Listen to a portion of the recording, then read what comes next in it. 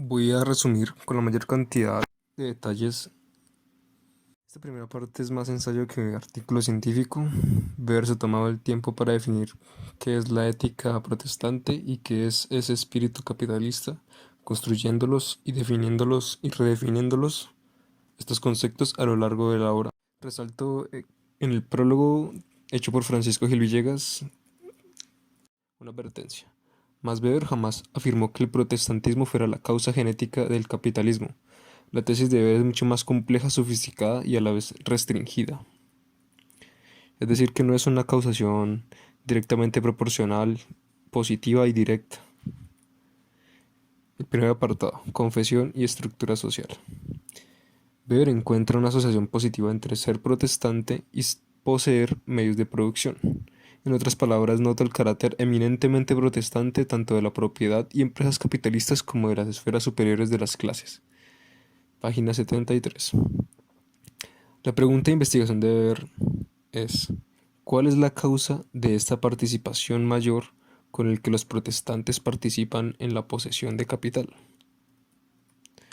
Para responderse busca la respuesta a nivel de la agencia, es decir, desde los individuos, no no desde las representaciones o las clases sociales. La razón de tan distinta conducta ha de buscarse en una determinada característica personal, permanente, y no solo en una cierta situación histórico-política de cada confesión, dice en la página 77. Weber empieza a citar ideas que después refuta. La explicación funcionalista, simplista del amor material de los protestantes que produce dicha riqueza. Weber responde: con ideas vagas como esas del supuesto alejamiento del mundo de los católicos o el supuesto amor materialista al mundo de los protestantes y cosas semejantes, no se va a ninguna parte. Página 79.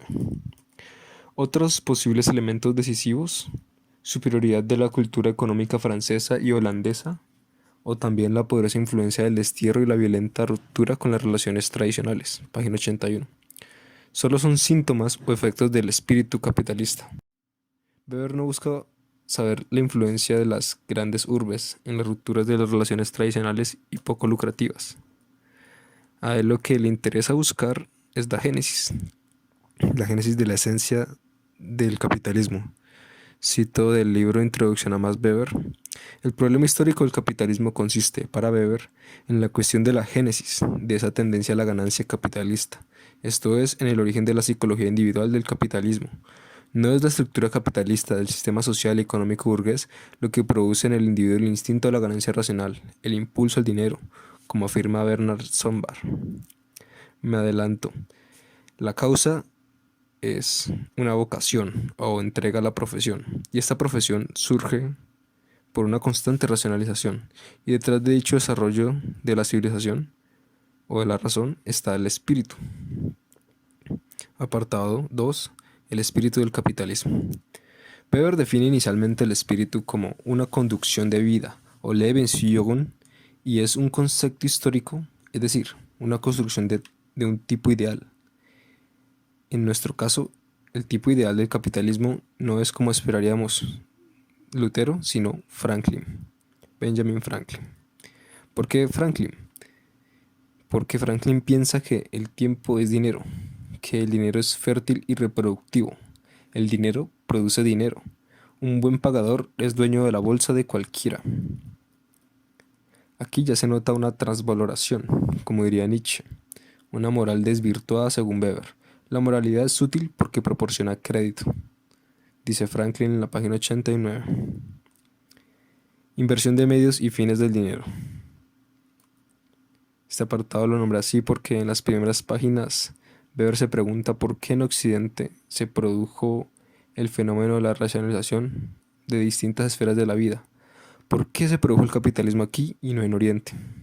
El factor ausente, dice Weber, el factor ausente más importante para el desarrollo del capitalismo en China, en India o en el Islam era precisamente el ethos, el espíritu.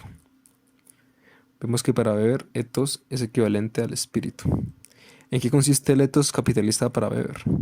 La ganancia no es un medio para la satisfacción de necesidades vitales materiales del hombre, sino que más bien éste debe de adquirirlas, porque tal es el fin de su vida. Para el común sentir de la gente, esto constituye una inversión antinatural de la relación entre el hombre y el dinero. Pero el capitalismo, empero, ella es algo tan evidente y natural como extraña para el hombre no rozado por su hálito. Página 90.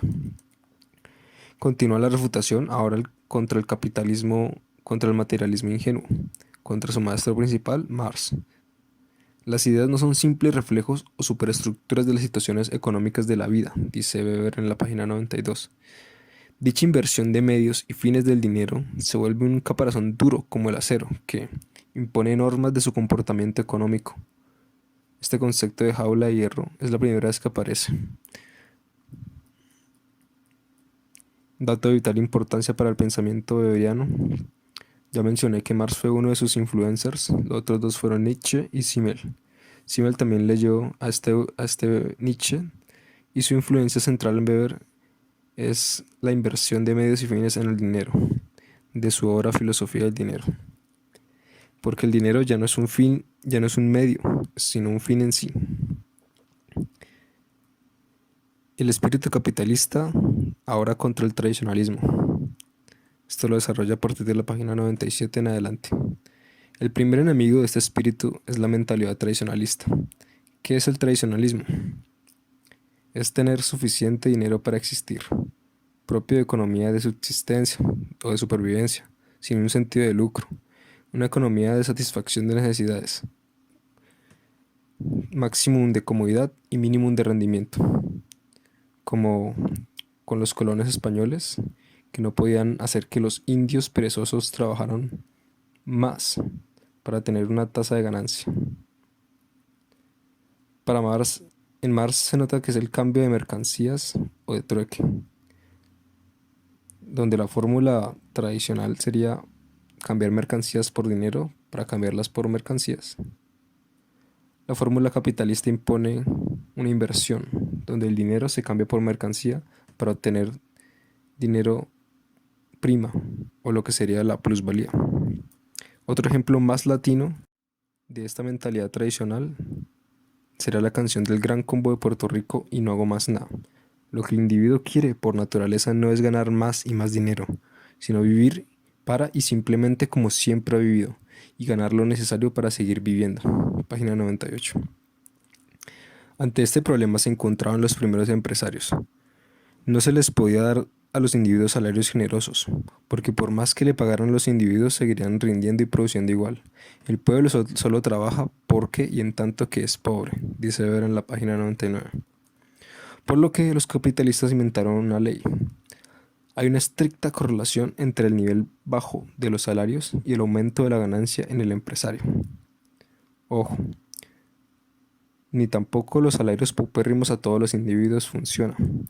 Desde el punto de vista comercial, el salario bajo como base de desarrollo capitalista fracasa siempre que se trata de conseguir productos que exigen un trabajo calificado o intelectual, o bien el empleo de máquinas costosas o en general un mayor esfuerzo de la atención y una mayor iniciativa, dice Weber en la página 99.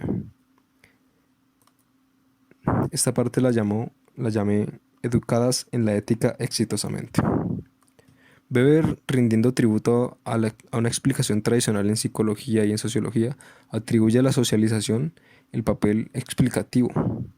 A su vez, la mentalidad para el trabajo es fruto de esta socialización.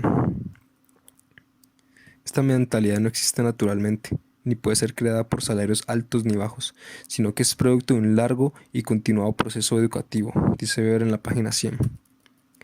Y pone el ejemplo de las obreras alemanas solteras contra muchachitas con formación religiosa, especialmente pietistas. Estas últimas mucho más atentas a aprender nuevas técnicas para mejorar la producción, siempre orientadas hacia el lucro.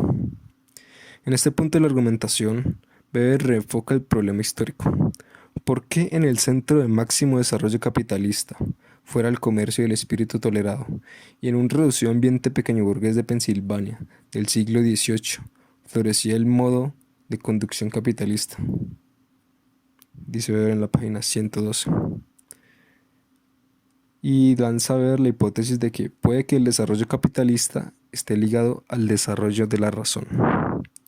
Posible explicación racionalista, dice Weber, el protestantismo solo interesa en calidad de anticipo de las condiciones racionalistas de la vida. página 114. Pero el racionalismo, atención, no se desarrolló paralelamente en todas las esferas de la vida. Por ejemplo, la racionalización del derecho romano avanzó en la época imperial y no en los países más desarrollados como Inglaterra. Otro ejemplo, el Renacimiento solo se dio en países católicos subeuropeos, más no en toda Europa.